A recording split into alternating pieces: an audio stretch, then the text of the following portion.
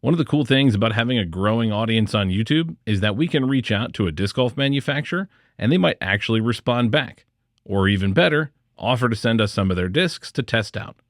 Or even better, offer to answer questions all about their company and their plastics. So I'm delighted to say thank you very much to Josh Jones, the owner of AGL Above Ground Level Discs, for sending us all these discs to test and for agreeing to an interview on our podcast, All Six Sides, which we'll be releasing alongside this video.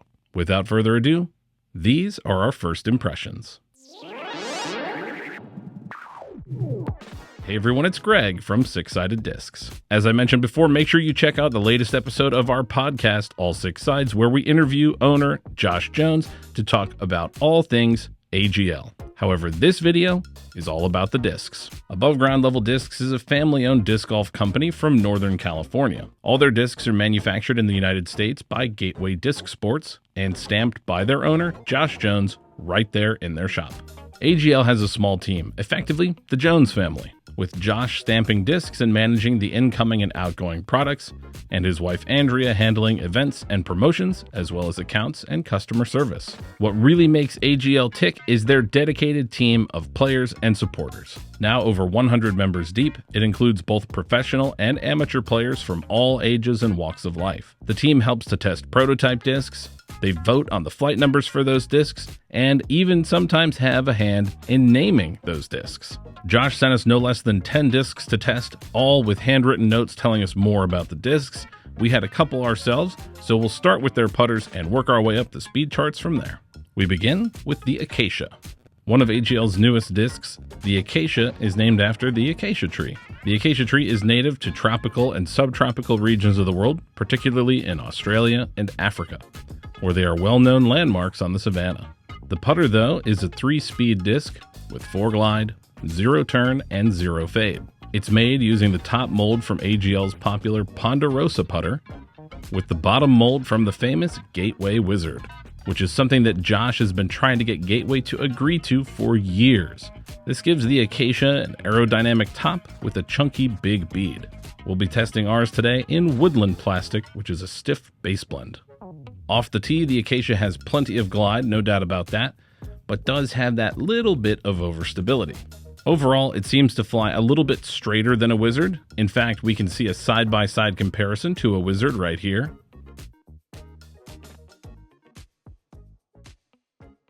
And for putting, well, it's all about feel. So we're not going to test it for putting. I think that's a little too subjective. Some people are going to really like that bead. Maybe if you're comfortable with the Wizard's big bead, you'll like the Acacia as well. But I think it's safe to say with the Wizard's pedigree, the Acacia should be an excellent putter. Next up, we have the Madone.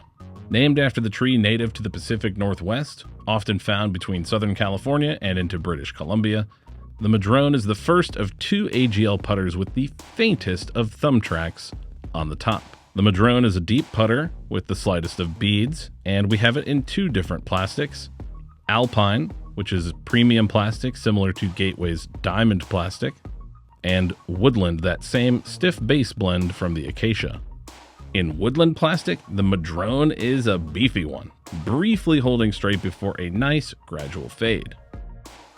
While in Alpine plastic, it has a slight turn before that same stability kicks in and gives it some low speed fade. A couple solid putters. Let's move on to one more with the Manzanita. The Manzanita is actually an evergreen shrub or small tree and is classified as endangered in California, which makes it illegal to kill or possess plants from the wild. The disc, however, is not endangered at all. You can find it at agldiscs.com or participating retailers. And what you'll see is that it has the same faint thumb track as the Madone, but with a different bottom mold. While the Madone had that micro bead, the Manzanita is beadless, with a less aerodynamic bottom mold to add some stability. And that means in Woodland plastic, it is even more overstable. And we'll move on to our first mid-range or approach disc from AGL, and something that should be a little less overstable, the Douglas fir. The Douglas fir is an evergreen conifer, native to the western United States, and not at all out of place on a Christmas tree farm. AGL actually classifies their Douglas fir as an approach disc, rated at 4 speed, 3 glide, -2 turn, and 1 fade. We'll be testing it in alpine plastic, and it is perhaps one of their most unique discs. With enough understability to easily shape shots and enough low-speed fade to come back, the Douglas fir is filling a slot that few other discs can. A truly workable, slightly understable approach disc. On to another approach or mid-range hybrid, the Babab. The Babab is named after one of the most unique trees on this planet Earth. Native to Africa, Madagascar, and Australia, they grow up to 82 feet high, and they can be almost as wide around as they are tall. And incredibly, these are some of the longest lived trees. Carbon dating has indicated some are over 2,000 years old. Such a unique tree had to be saved for a truly unique disc. The Babab is rated at 4 speed, 0 glide, 1 turn, and 3 fade. The flight numbers do vary based on plastic, so the Alpine Lichen version we have with metal flakes is rated at 4014. The Babab looks to share the same top mold with the reptilian disc's Stego, but with a different bottom mold. While the Stego has a chunky bead, the Babab has a solid blunt edge to start below the parting line before a slight beadless rim. And unsurprisingly, the Babab is ridiculously overstable, exactly as advertised. Let's move on now to our first proper mid-range, the Magnolia. The Magnolia tree is a beautiful flowering tree, popular in residential neighborhoods, and can be found all around the world in North and South America, the Himalayas, and East Asia. As for the disc itself, it is a traditional, slightly overstable mid-range, rated at 5502 in woodland plastic or 5602 in alpine blends. It fits a traditional mid-range slot that, when beat in, should have a nice straight to stable flight. But in their woodland hemp plastic right off the shelf, it is super overstable.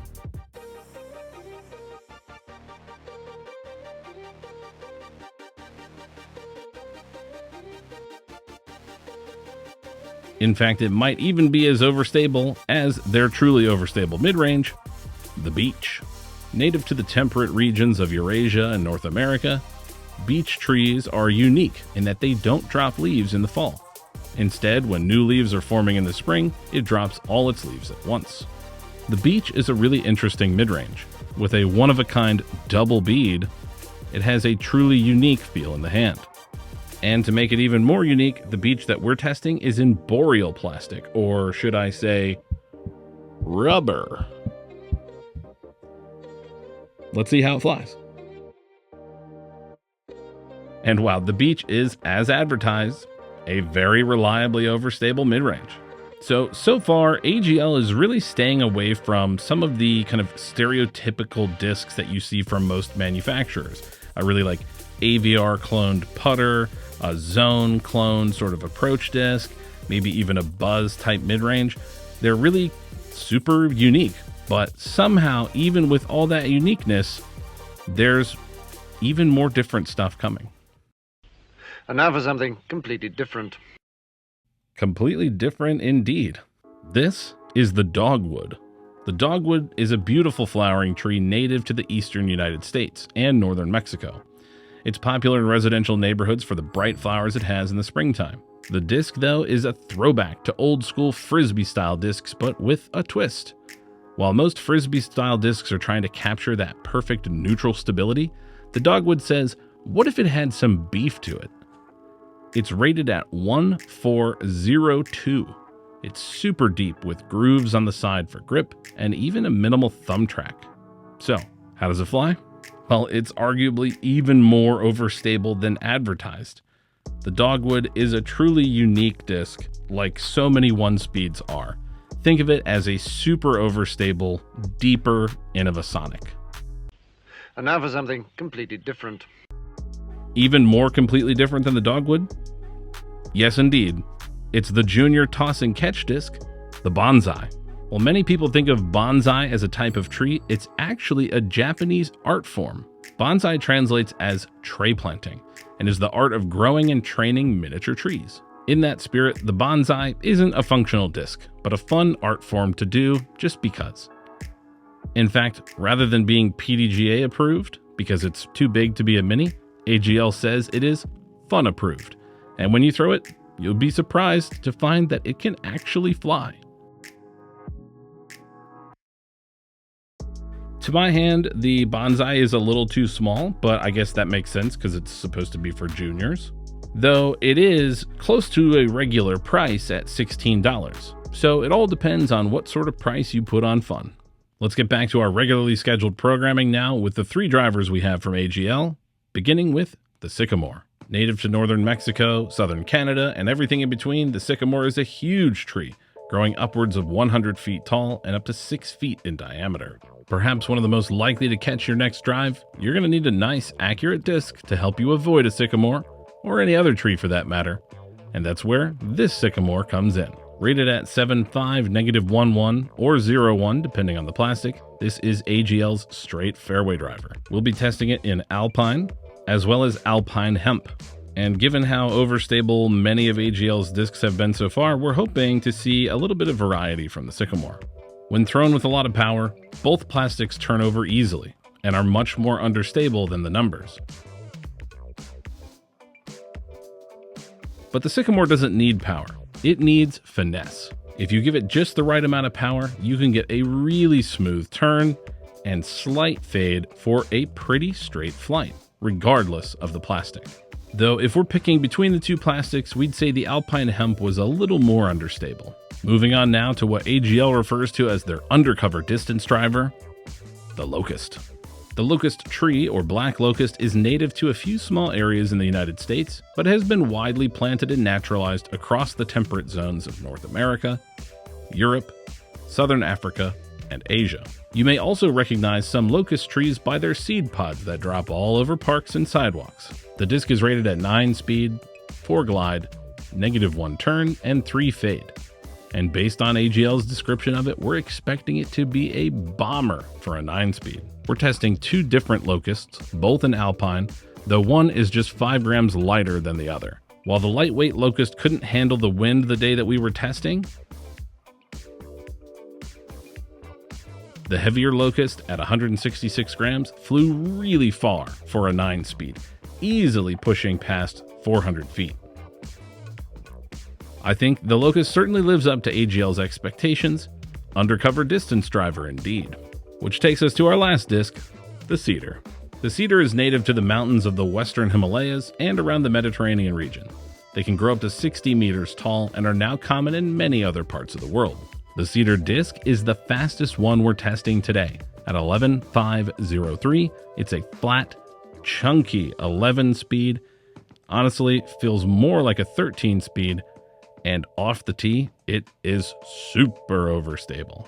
It reminds me of a faster Firebird, but for me personally, I'm not a huge fan of the hand feel. For an 11 speed, it feels really, really big, and I'm not a huge fan of bigger discs. But it does feel a lot better in a forehand grip, so there's every chance that it'll work for some of you out there. These days, AGL is viewed by many within the disc golf community as the premium gateway brand. Gateway produces discs for many other companies, not just themselves, AGL, Reptilian, just to name a few. And I think based on our first impressions, the only gap that we're seeing in their lineup is a truly understable mid-range, maybe a little bit faster than that Douglas fir. Overall though, I have to say I'm super impressed from this lineup from a smaller brand. AGL is really approaching disc golf from a unique perspective and offering something totally unique and different. And like I said earlier, if you want to learn more about AGL, check out the latest episode of our podcast, All Six Sides, where we interviewed Josh Jones. You'll find that in the link in the description. Do you already throw AGL? Leave a comment below and tell us about your experience with their discs, or comment below what brand we should check out next. For Six Sided Discs, I'm Greg. We'll see you in the next one.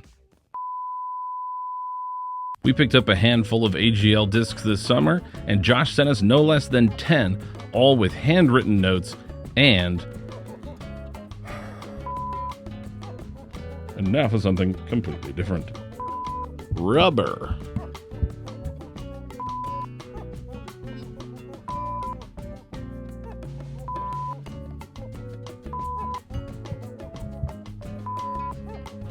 Let's see how it flies. Let's get back to our If you like this content and want to see more, please consider liking the video, subscribing to our channel, or supporting us on Patreon. Your support makes this content possible.